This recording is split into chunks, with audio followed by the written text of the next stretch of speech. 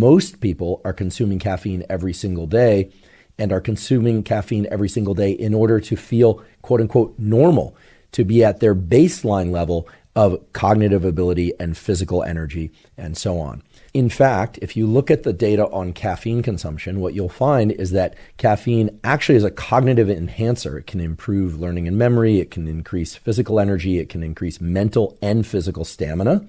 But a feature of those studies that's not often discussed, but that was, however, discussed in the full episode on caffeine, is that studies of caffeine typically are done by taking chronic caffeine users and then having them abstain from caffeine for some period of time, usually 4 days to 2 weeks, in which time they undergo caffeine withdrawal. They do not feel well. They get foggy headed. They have less energy. There's some malaise, sometimes even some mild depression.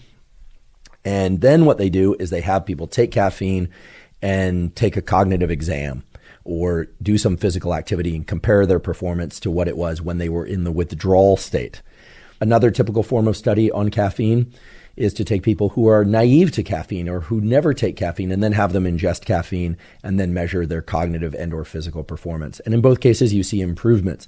What I'm saying here is that daily caffeine consumption is not going to lead to improvements in cognitive ability or improvements in physical ability above one's baseline unless you either abstain from caffeine for some period of time, typically 4 days to 2 weeks prior, or you are not somebody who typically ingests caffeine.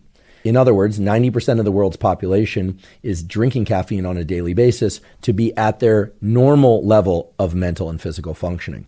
So the question was, is there a net benefit to daily caffeine consumption?